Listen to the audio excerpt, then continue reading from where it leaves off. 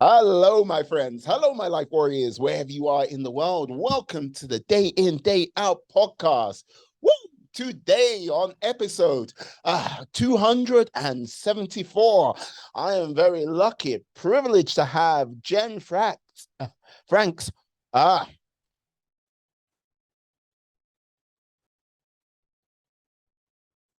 no, I've lost it. The podcast was going so well. I've lost it. Uh, You I, want to phone a friend? You I want to phone a I wanted friend? to go into French. Look, I was gonna go into. She's the CEO of the course creation guide. Like, yeah, I was gonna like give it a whole big speech. I was gonna like fanfare, fireworks, and like yeah, marching band was gonna. I'm not well, maybe not the marching band, but yeah, Jen. Like, yes, tell the lovely people what your last name is, please, because Sure. I am embarrassed myself right now. It's like You're all good. You're all good. It's Aha Go To. Jen Franks Aha Go To. yeah, you see, it was in my head. I've listened. No, you want to know this? This is the thing. I've listened to other podcasts where they've said your name, and I was like, okay, right, yeah, it's got it. Right, right. I was like, I asked you before we started. I was like, okay, right, yeah, I got it right. And then I started to speak. I was like, no, no. It was like, no, nah. It was like, You know what? It's funny though, because my last name used to be Franks. It's my middle name now. So I understand. I understand. It's like the kind of name where you learn it, but you have to keep relearning it. Like I have learned this name probably 100 times. okay. So I understand. I understand.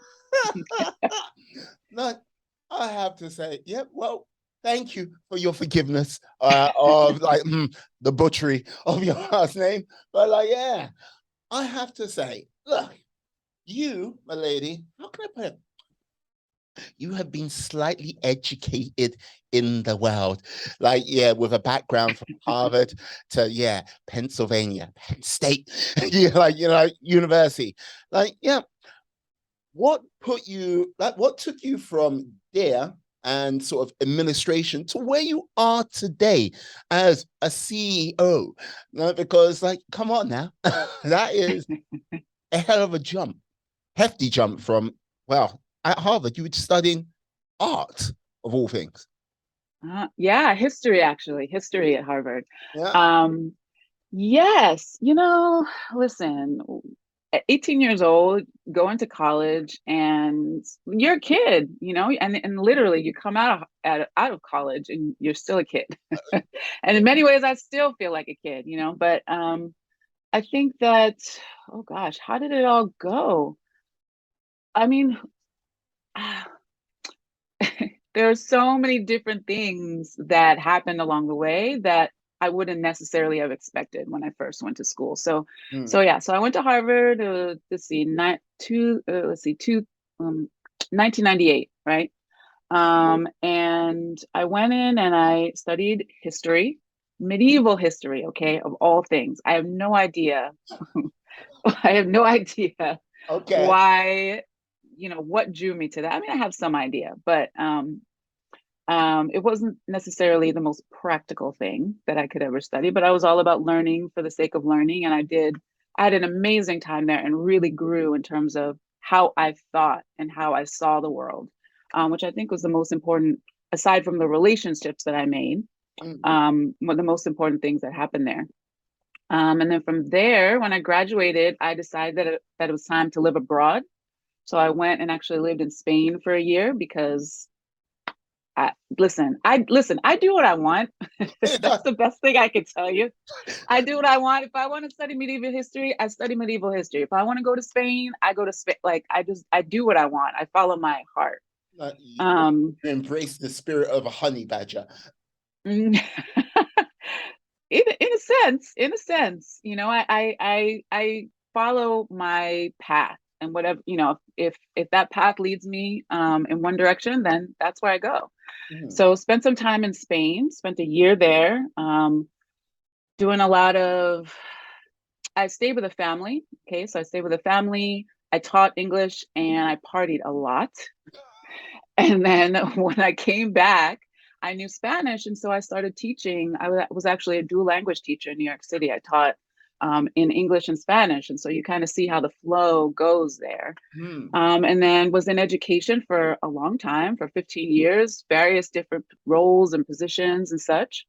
And then felt like I didn't want to be in the system anymore and knew that I wanted to do something on my own. And so started with course creation, which was a nice marriage of education Hmm. and then marketing, which I did not realize was such a huge part of owning your own business. Like many of us who go into business are like, I'm really good at this thing.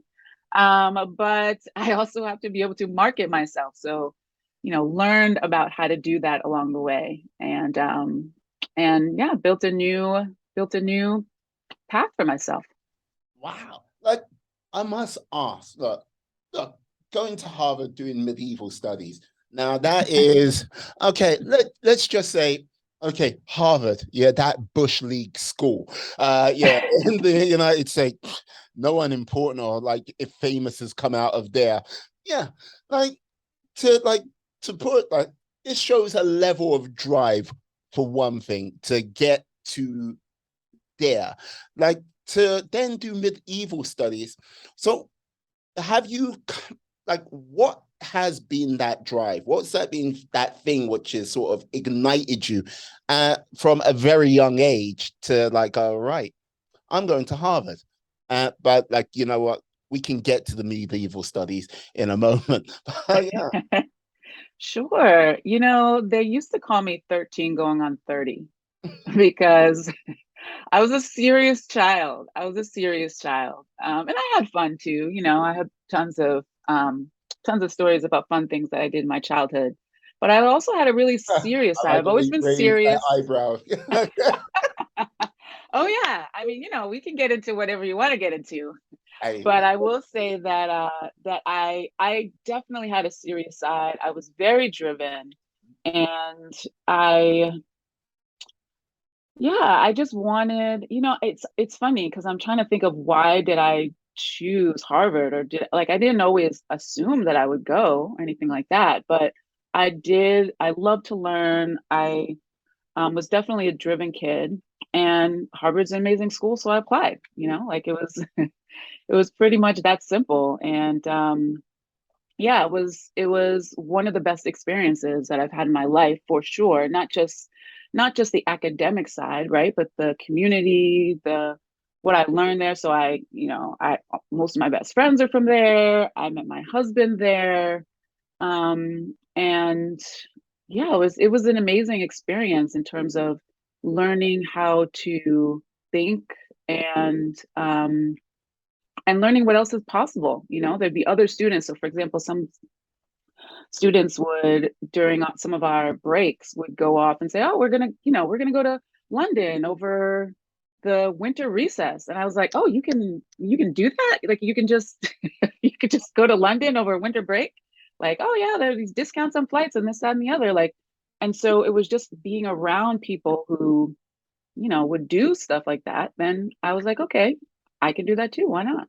mm, yeah, no, that's an important thing because I think we always like people fail to often realize, yeah, the company you keep sometimes like can broaden your outlook because there's too many times where you kind of like go, yeah, this is my world.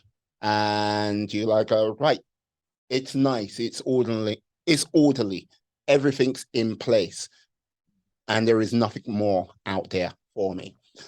Then you meet people outside of that world and go, wait, yeah, but you've got this option, you've got that option. There's an array of options. And like to like oh wow. To like there's a bigger world out there. And it might not be Yeah. as orderly as it is right now, but my God, it's exciting out there. Mm, Yeah. Your imagination, I feel like, is your best tool. I mm. really believe that. And I never like orderly. So it's funny because I was very serious and sort of directed as a child, and I've just become more and more immature as time goes on. Immature and open and flowy, like I've Yeah, like gone like Benjamin Button on it. I was about to say that. So and it's amazing. And it's amazing. And so yeah, so I really feel like if you don't see things, then you don't know that they exist, really. If you don't hear about them, they're not in your world. Like, how are you supposed to know that you could do this, that, or the other thing? And so, yeah, I do feel like that's another thread of my journey of things that might not seem very connected, which is constantly challenging myself to grow and to be in the company of different people who are different from myself, Mm. and to continue to push and grow and just, plop down in an unusual setting and then just see what the hell happens. Yeah. I might be jumping to a couple of assumptions when I say this, but I can imagine when you went over to Spain, that was like a sort of huge like growth and like, yeah, different perspective. I can imagine your perspective from going from high school to like university to then to Spain must have been like quite an epic jump. And when you sort of got into just working the 9 to 5, like I Mm. can imagine that might have been one hell of a contraction rather than Mm. expansion. Yeah. Oh, that's interesting because I've never thought about it that way, but I think there's some truth to that. I think there's some truth to that. Um, yeah. So when I came back from Spain, I went to New York City. Okay. So I grew up outside of New York City. I grew up in Westchester County. Both of my parents were from New York, so I grew up in the New York area, and then just knew I wanted to hang out in New York and start my career there. And then I had a ton of friends who were in New York. So basically, it felt like everybody was in New York. And I came back from Spain. And I was like, okay, I'm going to go to New York, and I always planned that. But now there's like tons of activity and action and all that great stuff. So it was like the place to be. And yeah, and so what I did, I went to graduate school. So that was the first thing that I did. I went to graduate school for education. And actually the first place that I lived was this place called International House. So it was like a dorm that was near my school that was an international that had people coming from all different parts of the world to study in New York, and they were able to stay there. It was like, affordable housing basically. So even though I came back to New York, I was starting to sort of settle in. I was still like, oh no, no, no, no. I need to be around different kinds of people. And so right, so I went through, did my studies, and then settled in because I always knew that I wanted to be a teacher, at least at the time. Mm. That was my thing. I didn't know that I was going to be teaching in Spanish or teaching kids learning Spanish, but my mom was a teacher, my father was a teacher. So I come from a long line of educators. Uh-huh. Um, so yeah, it's funny. It's funny because your first year of doing a lot of things, I think it's pretty chaotic, but definitely teaching where, you're in a room. I taught second grade. So I'm in a room of 7-year-olds, which on one hand you think, well, they're children, right? But it's tr- like trying to corral a group of like 18 kids can be very, very humbling. And also and also very challenging, especially when you're first getting started. So I feel like that year was just so chaotic. Like I was working really long hours trying to figure things out. Like I didn't even have a chance to be bored at all, at all. But I did, however, get bored in like year 2 and 3. Like I definitely, by the time I was in the city for 3 years, and then my husband and I moved out to where we are now. And usually by like year 2, I'm like, okay, I got this down. And by year 3, I'm kind of looking around for what other things that I can do. That's definitely a pattern. No, I know that humbling feeling. Mhm. Like basically, in New York, you may have heard of the organization, you may not have. Have you heard of the Fresh Air Fund? Sure. Yeah.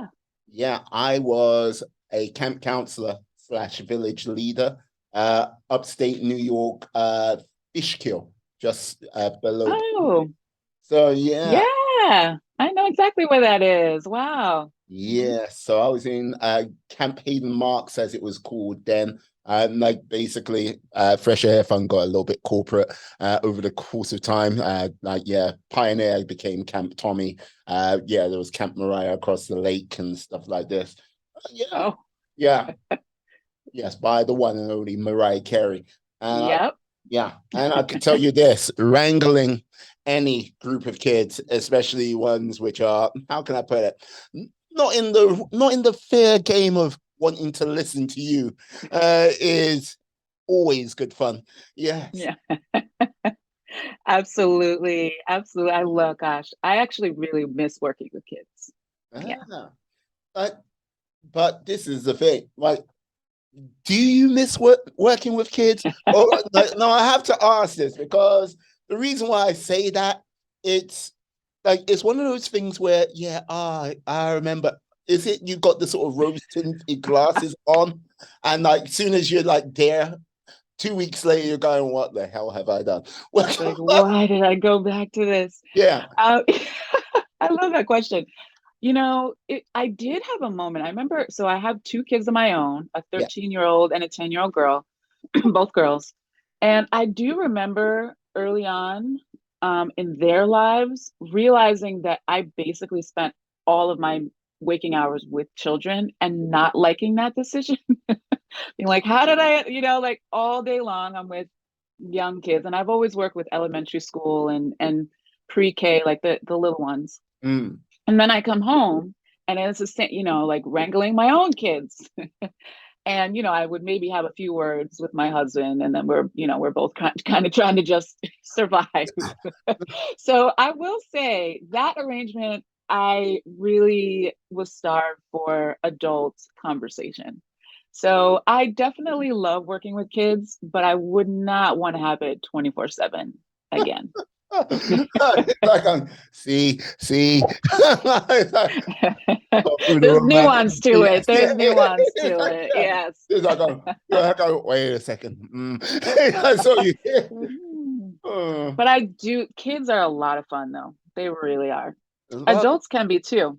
We're actually not that different. Kids and adults are really not that different. Well, like this is the whole thing. The difference between kids and adults is, how can I put it? Adults understand sometimes the consequences of their honesty. Kids Mm. don't give a damn the consequences of their honesty. They will say it out and they'll say it to your face. And like, yeah, that the worst thing is when it does hit home a little bit too close. Yeah. Yeah. Uh, Yeah. You can learn a lot about yourself by working with kids. yes, I go, oh. Yes, I go, okay. But so would you say now, because wait, with regards to like your working life, getting sort of like, okay, you get into it, it's fresh, it's new. You start to get your feet on the ground and like you're getting to know the game, what's going on. And once you've got that game down, you're like, oh, you know what? I've completed this level. And like it's like, oh no, well, that's all the levels there is. Like it strikes me as like if you're not being challenged in some way, that you're not going to be happy in any way. Would I be right in saying that? And that's why you started Yeah. your business? Absolutely. Absolutely. Yeah, I crave challenge. I crave challenge.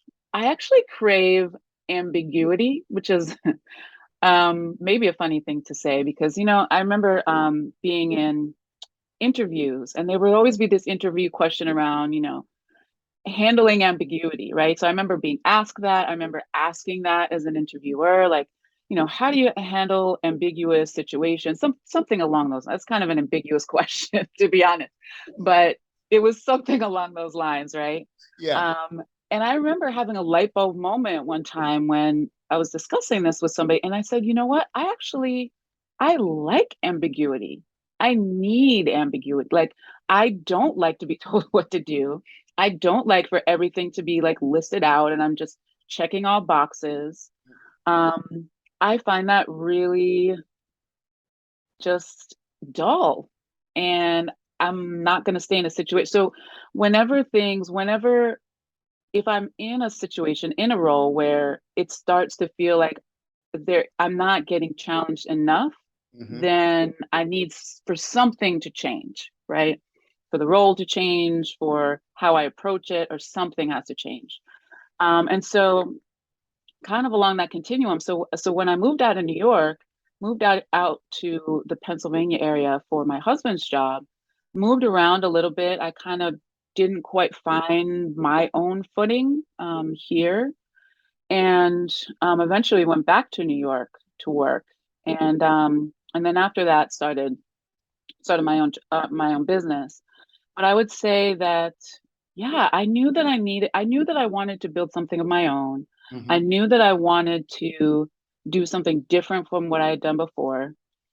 Just to backtrack a little bit, the last job that I had was kind of an entrepreneurial situation, right? So it was working in New York City. It was working at central offices, right? So out of the classroom to like that larger systems level where there's a million plus children in the New York City school system. It's the biggest school system in the country. Yeah. And I'm working on this project, $6 million budget to help 250 schools a year to on their trying to use words that aren't like educational buzzwords. So basically helping them to improve, so school improvement, but helping them to work together in order to improve, right? As opposed to working in silos by themselves. Yeah. So it was this massive project, and we were just there were, new chancellor came into the school system and said, okay, we are no longer about competition, we are about collaboration, and you guys are going to come up with I have an idea about what this program is like, and you all are going to put it into practice. So it was very, it was very free, and it was very open, and I, along with the other folks on the team, created this program from scratch. And so that was a really important experience, and that was very expansive. But even that, after a while, felt like I needed to I needed to really go out on my own. Ah. Because when you say $6 million, 250 schools, okay, $6 million is a lot of money. But when you split it 250 ways, and then basically you split it by whatever number of kids that goes down to, it's not a lot of money. It's like it's a big project, don't get me wrong, but it's still True, like true. it's not a lot of money. But hmm, interesting, because yeah, when you're going into a system like that, and like, wow, be thankful, grateful that you had the sort of autonomy to have that sort of degree of flexibility, because the as soon as I hear that, it's just like the bureaucracy will Yeah. be to God knows what level. But like for, as I say, $6 million, it's a lot of money, but it's not a lot of money. But the way it would be monitored and checked, it's like it's 10 times that amount of money. If you get, Right, right. It's not corporate 6,000, it's education 6,000. yeah. Okay.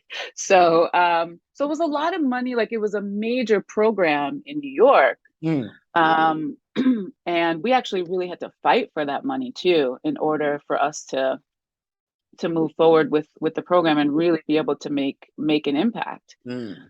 But yeah, but it's not corporate 6,000, in corporate, I'm sure we would have gotten a lot more, a lot more than that, right? For an initiative. But anyway, um, yeah, but it there was a lot of bureaucracy. And here's the thing. So the chancellor of schools was the one who supported this project. It was like her signature program when it first came out. And so, when you're right at the seat of politics and education in the biggest school system in the country, like this like red tape for red tape for red tape, right? And all of these different um, influences, and lots of people wanting to, have their opinions about it, differing opinions, and we got knocked around this way and that, in terms of, okay, we're going to do it this way, and then it's got to be restructured like this, and we got to partner with that person. And so it was an amazing experience. And again, I do like that ambiguity, and I do like that creativity, and we had to be very, very creative about getting money, making sure that the program had enough money in how we structure things, and I mean, all of it. But yeah, but we were also quite restricted, and at the whim of people who are not implementing the program. Yeah, yeah. Like this is the reason why I asked this, because look, you go from that, and now there is a juxtaposition where, okay, you've got these restrictions in place, and now starting your own business, starting your own company, everything like this, the restrictions are no longer in play. How did you manage to sort of put like some form of discipline on yourself with regards to having no restrictions at all, coming from an environment where you had freedom, but not quite? How did you Yeah. manage that? Yeah. I mean, I think that's one of the hardest parts about entrepreneurship, to be honest. We grew up, many of us, right, grow up in a situation where somebody's telling us what to do, and Yes. then we do it, and then they tell us if we did a good job or not, and then that opens up other opportunities or doesn't, right? And you're doing that all along. I was an excellent student, right? So I did, had my teachers tell me this is what you need to do, did that. And then, I was sort of invited into other rooms and other spaces and other opportunities. And um, and that was my paradigm, right? But then when you go into entrepreneurship, it's Mm, just you. yeah. Like literally, it's just you. And not just that, it's like you fighting for attention and I mean, and you're doing everything. And this is the thing. So I know quite a few people who are entrepreneurs. And there are so many stories of people who are very good at whatever their domain is, right? So mine was education and teaching. And so online courses was a very natural thing for me to help people with. But then you because you need to do everything, I think a lot of people don't really understand, things like you're going to spend 90% of your time on marketing. So you better get real excited about that and really, in tune to that. And you're going to need to know how, like, I felt in the beginning stages, I was learning like 10 new things Mm. every single day. And it was hard. It's still hard. It's still hard. But I guess I think about it this way. I always knew that I needed something of my own. And it's like, in order to have that, there are things that I need to do and things that I need to learn. And that it's worth the freedom is really what it is. And then also, I try to find I try to find a way to do things in a way that feels joyful to me, right? So your marketing, listen, there's lots of different ways to market and types of marketing. And so the more that I learned, the more I said, okay, I don't want to do that. I want to do it this way, right? So I think that the more that you learn about those things, the more that you realize everything works and everything doesn't work, and that you can really choose the way that you want to run your business. But yeah, man, listen, I feel like I could go on and on and on about that one. Ah, There's a lot about running a business that I've learned over the years. yeah, no, but this is the whole thing. Like, it kind of like when people go, I want to start my own business, it kind of ties back into sort of education.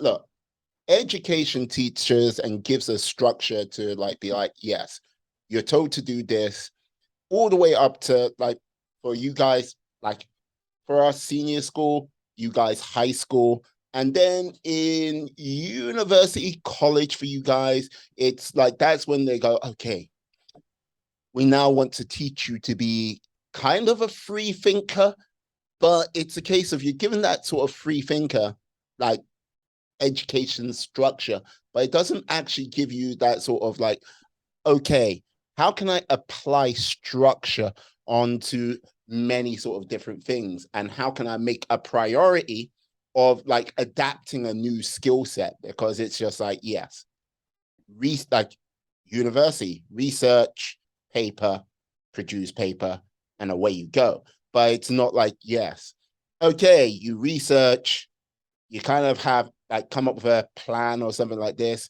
You then implement that plan to get X, Y, and Z back. And then at the end of the day, you have an account spreadsheet telling you how well you've done. Doesn't work like that. And I think that's where many people like don't understand. They have not been trained to like start up a business, and like to get that mindset might be the greatest battle of all, rather than sort of implementing or putting anything into practice. Yeah, yeah, I completely agree.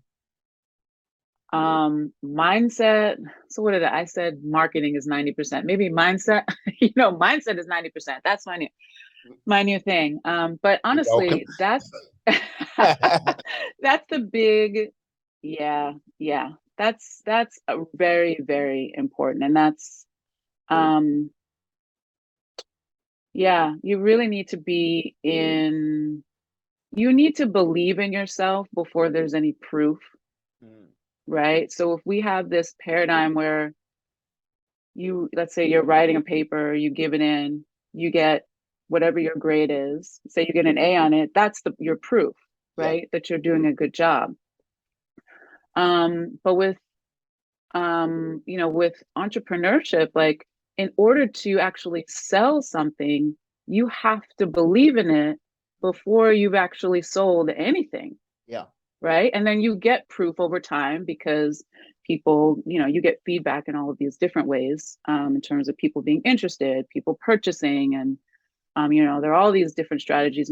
I used to teach a strategy around pre-selling your course, right? So you sell based on the idea of what your course is about before you've created it, right? And marketers will tell you this over and over again for different products.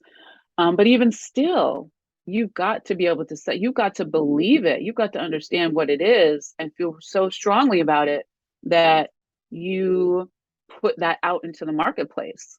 And that, it's funny. I talked to some of my entrepreneurial friends. One of them talks about like you have to be a little bit delusional, actually, to feel like this is going to work and I'm going to back this 110%, before having proof that it's actually gonna work out for you. So it's very interesting. So psychologically, I think it's very interesting being an entrepreneur. Mm. Now, I also think the start is very important when you start that position in life, because look, you have a like 13-year-old and a 10-year-old. Like, how long have you been in business now? Couple years, 3 years. 3 years. Okay, look, if I came to you, like yes, like with a 3-year-old and a 3-week-year-old like child at hand, I went, hey, you got to start a business. You look at me and go,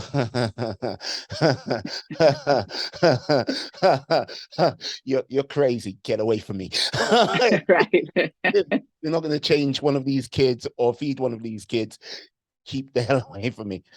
But it like when you did start like a couple of years ago, what was the thing why was that the right time in your mind to start? Mm.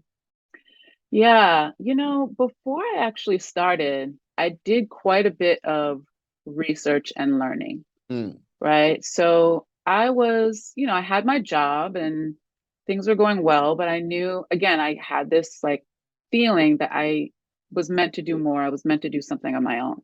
yeah. So I started to explore different ideas. And, in the very beginning, because what I knew was, things like Airbnb, things like Rent the Runway, like, things where you were creating some kind of a product for people, right? Or a platform or something like that. I thought, okay, let me find out more about that. So I was sort of exploring those kinds of businesses. And then through that, I can't remember the point at which I really discovered this, but I remember, kind of broadly learning about entrepreneurship and then finding out that you can sell your expertise, Mm. And that with that, there's no overhead. It's just you can sell what you know. And I was like, all right, that makes a lot of sense to me because I've always been a, very intellectual person, Yes. a teacher. Perfect. So basically I can teach online. Great.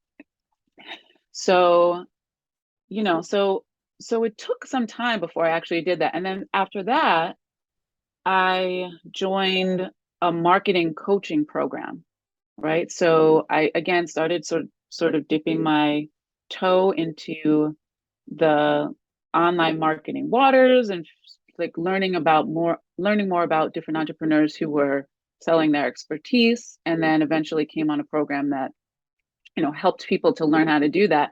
And I worked within that program for a number of months before I actually brought on my first customers in the summer of 2019. So yeah, I'm a nerdy intellectual type. Like I got to do my research. I got to learn some things before jumping in. Um, but I will say a big catalyst for me um, to leave, like when I finally left my job, was because of some more red tape things, right? That I at that point I was working part-time at my job and it worked perfectly for me, but then I no longer had that option anymore because it was a shift in the chancellor and a shift in, the bureaucracy strikes again. Yes. And I no longer had that arrangement anymore. And so I just said, you know what, I'm going to take this entrepreneurship, take the business full time at that point. I probably would not have done that if, the circumstances weren't what they were. But yeah, I'm all about the research. Do your research, learn, hold on to that. That's my, unsolicited advice is hold on to that job, get yourself in a rhythm because it takes a while, really, or it often takes a while to really start getting some momentum in your business. Mm, yeah, I think that's one of the things people don't realize. Like, it's like, okay, if you're starting the business, it's rarely a sprint. And if you do get into a sprinting game, you need to sometimes take that heat out because you not putting structures in place which will aid you. You're like just going, okay, it's a fantastic day. Look at all this money coming in. Everything's great. Everything's that. Everything's this. And before you know it, the little secret, well, not secret charges, the small little charges which put those fault lines into any business start creeping up. And yeah, without that sort of like not organization, but structures in place to make their business grow the right way. How would you say, like, have you done that yourself, or is it something you've learned, or have you been like telling people, yeah, it's fine to have the course, but you need to have a certain degree of structure? Yeah, it was interesting with the courses because what I found is that I attracted a lot of new entrepreneurs, right? Like I feel like there's a lot of new entrepreneurs out there, right? And so I attracted a lot of those folks. And what I found was that the course, they had an idea about what they wanted to teach for their course, but Mm-hmm. they needed a lot of background in all of the things that we're talking about, right? Like essentially I was not just helping them create a course, I was helping them to build a business through creating that course, right? To build a business online. Mm-hmm. And so it was really, once I realized that that's what people really needed, then it was like you're really starting from scratch, right? Like, what is it that you want to put out into the marketplace? How can you find people who are interested in that? How can you, use organic marketing techniques in order to do that? Um, and really helping people simplify their systems Yeah. and thinking about, okay, what is it that I want to teach? Don't create it yet. Just figure out what it is, be really clear what it is, then go out and find people who are already interested in that topic, which you can do online. I was helping people through Facebook and Facebook groups specifically, and then start networking with those people and then make offers. And that's really all that a business is, especially in the beginning, right? It's like, what are you putting out there? You need to connect with people who are interested in that. And then, you're providing value and making offers. And people can really complicate that with trying to think about system, what are all my systems and what do I need to do? And there are so many people out there teaching different techniques. And I was really successful. And I had this, I had this person who made $1 million in 5 minutes and blah, blah, blah. Right. Right. Like we've all heard those marketing promises. Yeah. Yeah. And really, it's just those, it's just really just very basic. And so I really simplified the way that I worked and then helped people to simplify the way that they thought about things to help them be successful from the beginning. Mm. But it's still challenging. Even within that, it's still challenging. I can imagine. And like the impish part of me is like, yeah, you must have, in your time, there must have been at least one or two people which have come up to you with their business idea, and you're like going, oh God, why? It's like, Interesting. Well, you know, one oh, of the things that I love about the internet is that you can find your tribe. Like I really do believe that for most things that people want to share or serve others with, there's a place for it. Um, but I also think that it's important to think about how, like you want to get into the mind of of your market, right? So it might be the way that you're saying it isn't the way that's resonating with them, right? Or maybe that you think that your ideal person is this, and when it's really something else. So there's a lot of things to figure out. So I guess what I'm saying is that it's not necessarily that any idea is necessarily a bad idea, but how you bring it to market, I think that's the more challenging part. oh, Jen, you're a skilled diplomat. I can't I negotiate am. as much. It's like, I oh, am. like you That's why I'm can, so good at what I do. it was like you like dodging like Neo from the Matrix. No, I'm not. You know what? No, no, no, Not no, dodging though. Not no, dodging. no. It's just like Truly. you're like you know how to put a skillful answer on the table. That's how I'm putting it. Yep. Yep. But Yeah. that's what I believe though. That's what I believe. I've seen people who sell all kinds of stuff, Oh, yeah. No, I you can know? imagine. Yeah.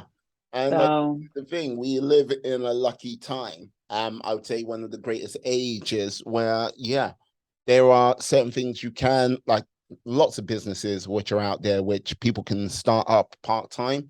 Where back if this was, oh, let's go back, say 25 years ago. Yeah, you would like you couldn't do it part-time. You needed to either go all in and like see where everything and like hope for the best and trying to reach any group of people would cost a small fortune to getting out there, you know? yeah, we definitely have so much access these days Mm. that, and one of the things that I love about that is that it's allowed different kinds of people to be really successful.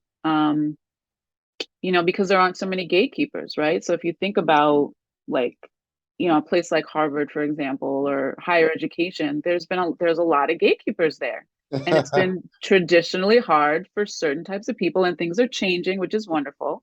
But there's a lot of gatekeepers around higher education, gatekeepers around corporate and in lots of different places. But the internet allows, so when I think of for myself, for example, as a Black woman, um, it allows me to find other Black women who I'd like to work with on various different things that at other times and in other spaces would have been hard for me to find.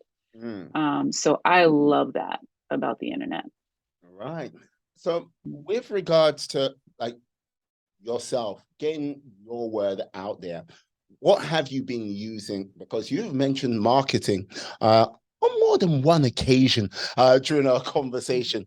How have you been getting that marketing word out there? You mentioned Facebook groups briefly, but yes. Yes, yes.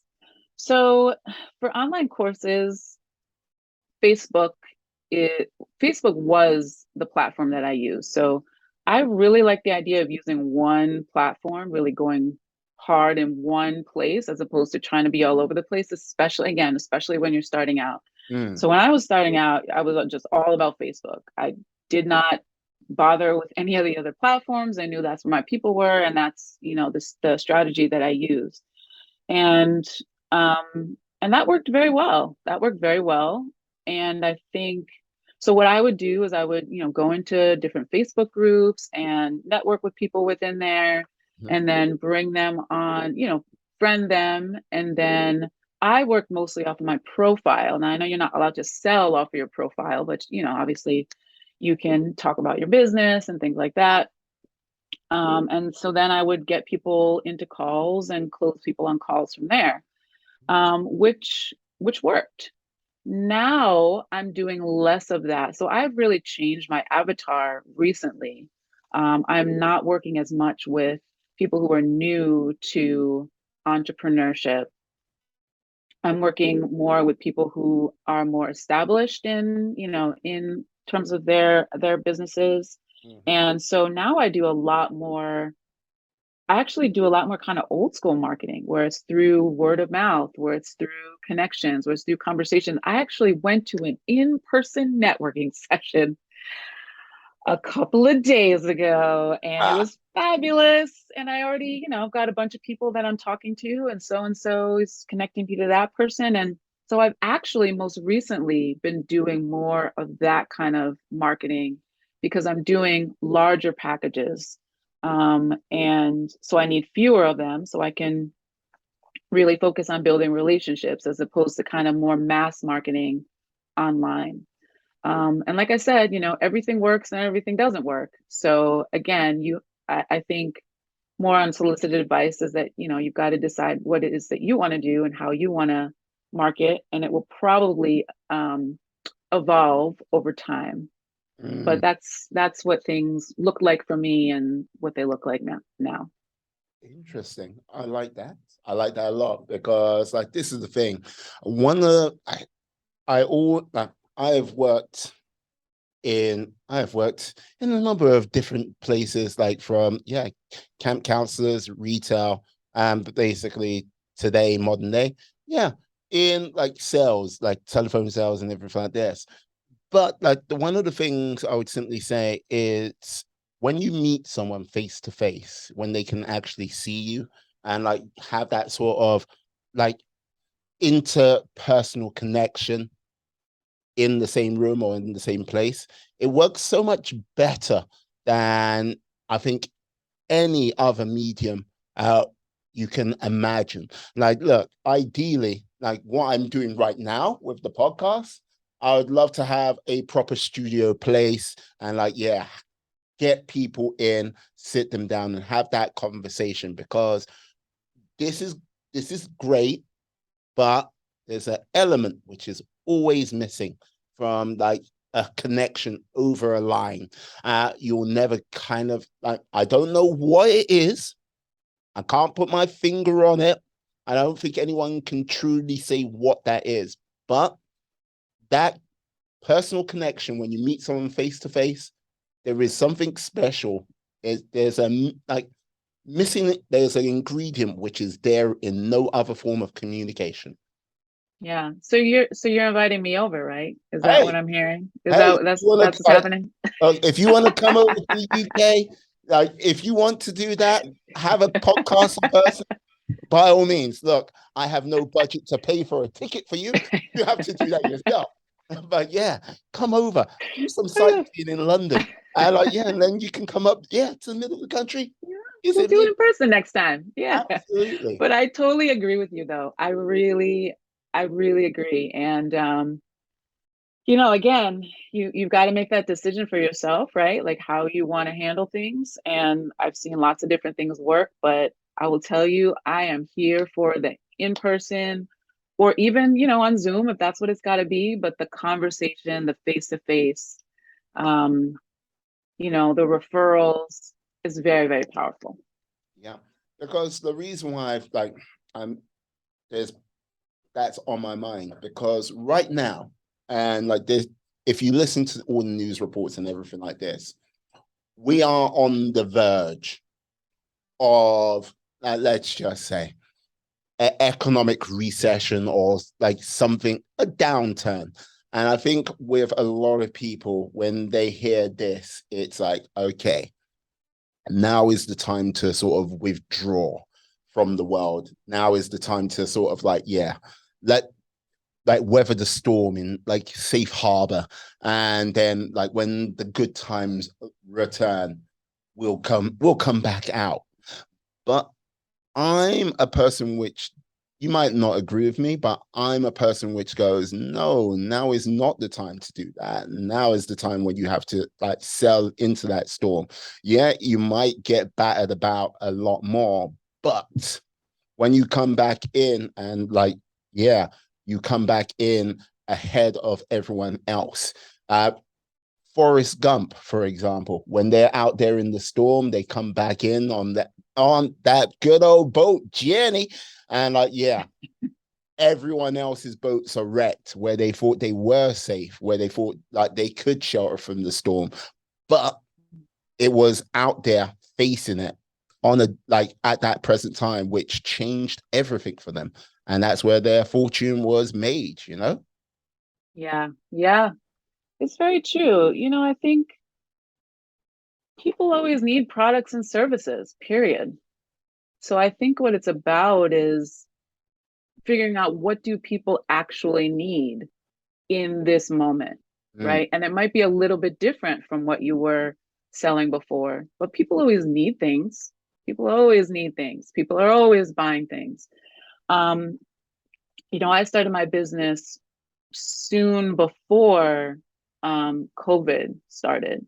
And so I remember in those first months, like March 2020, where I was really, I was like a newbie, right? So I was just trying to figure things out. And then to hear just all of these people who had online businesses, like, what should I do? Should I sell? Should I not?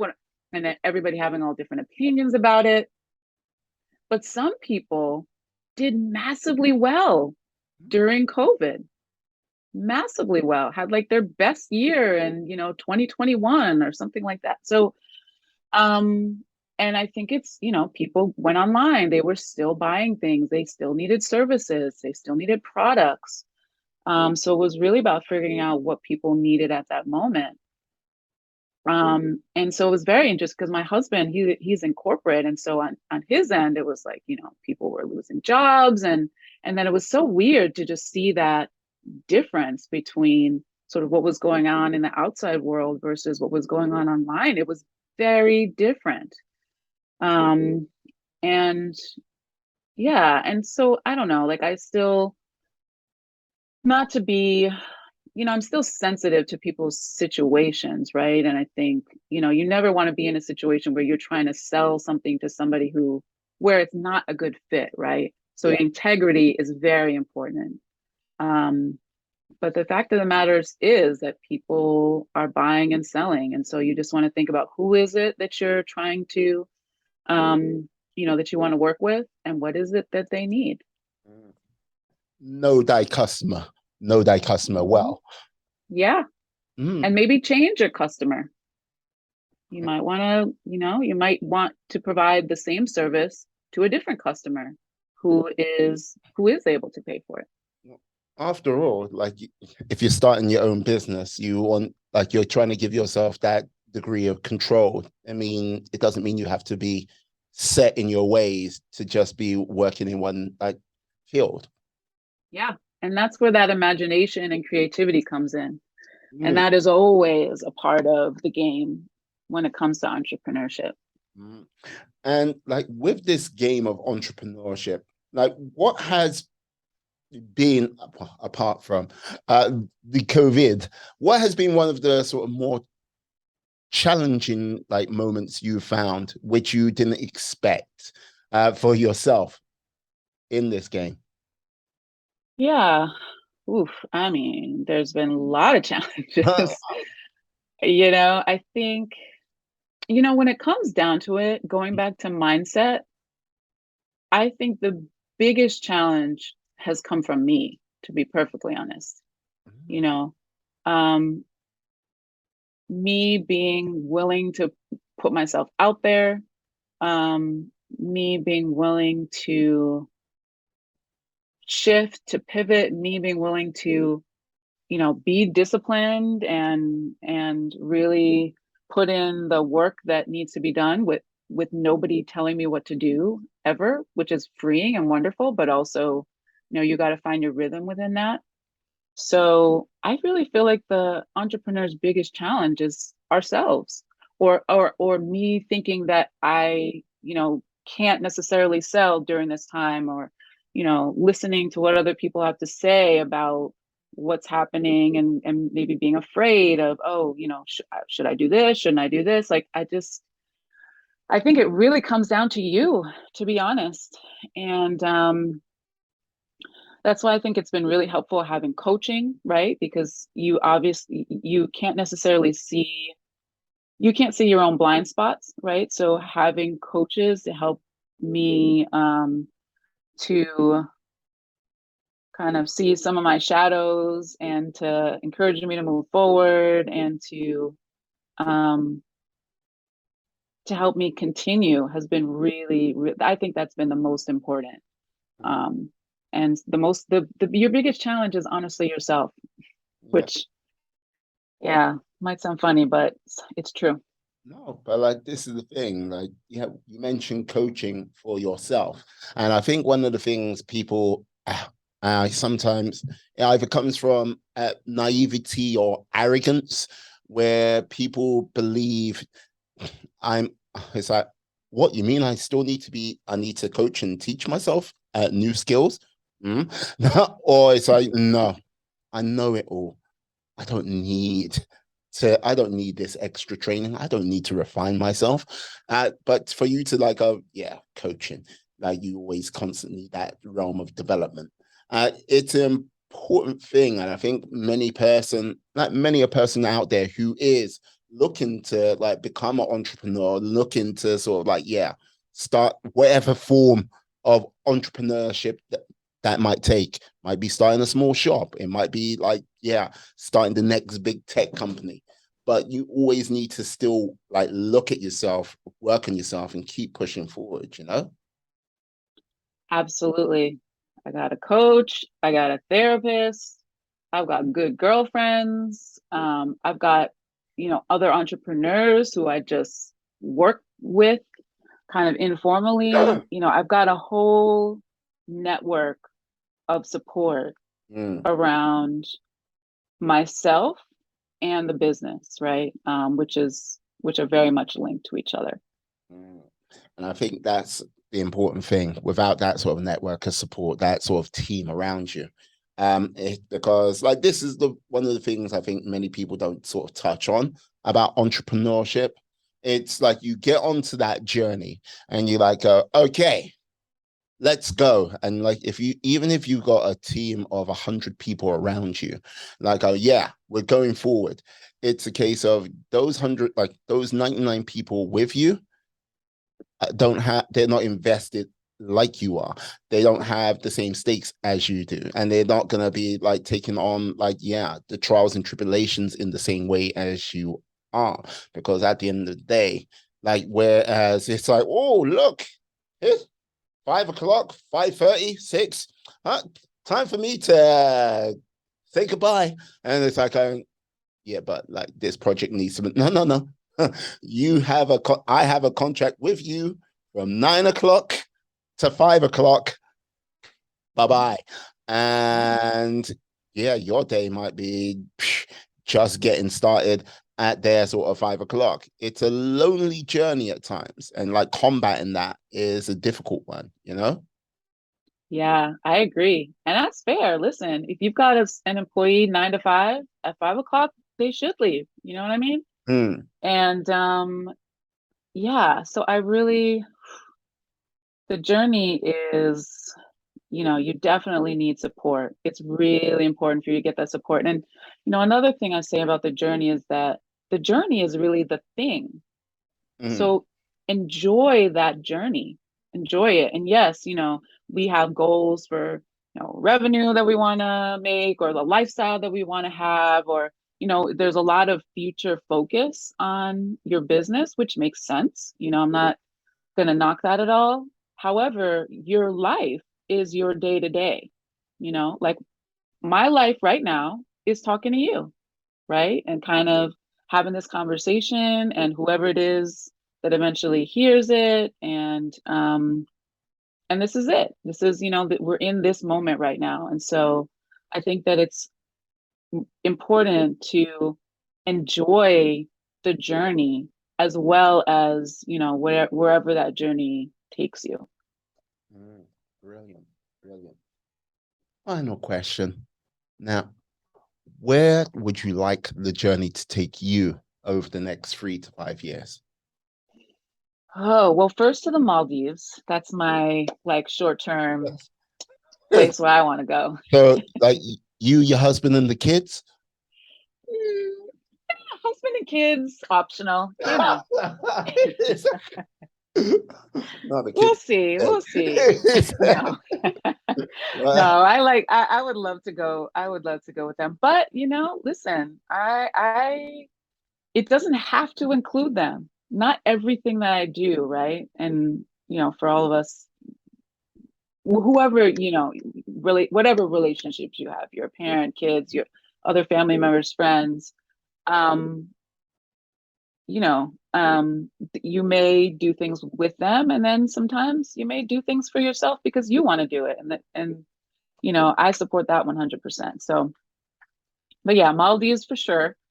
And then, gosh, I I think ultimately I want to feel like I've had an impact, like I've changed people's lives, and changed people's lives on my own terms, creating something that came from my own imagination. That wasn't something that somebody told me I had to do, or wasn't something that, my mother did, or just almost like something that I can't even imagine necessarily yet, because I'm still going, right? And when I first started as a teacher in the second grade classroom, I never would have imagined this life for myself. So now, let's say 15 years from now, it's going to be some really cool shit that I can't even imagine now. But I know that I wanted to be impactful and mean something to people, and that's what keeps me going. Liking it. I liking it. Like, hey, it seems like the future is going to be bright for you, my lady. That's right. That's Yeah. right. Okay. Brilliant. Yeah, Jen, I'd like to say thank you for coming on today. You have been a superstar. Yes. I can tell. I can tell you have a slight impish character about you, my lady. That's what I'm gonna say. We're Likewise, likewise. moi. I am look Halo. Like, say no more. I love it. Can you tell the lovely people out there how they can find you out on these interwebs? Yes, yes. So I am Jen Franks Ahaghotu all over the place. So best places to find me: LinkedIn, IG. I'm also at jenfranksahaghotu.com. So Jen Franks Ahaghotu is going to show you all the places to connect. And I'd love to hear from you. Excellent. Go out there, find her. All her information will be in the show notes in the description. So please do that. And I like to say once again, thank you to Jen. Yes, brilliant superstar. Absolutely outstanding. And I'd like to say thank you to you, my friends, my life warriors, for sticking with us to the end of the show. Please stay well, stay safe, be awesome, be excellent, be fantastic. Be all the positive bees you can be in this world. And yeah, keep moving forward. Peace. And we are out. Oh,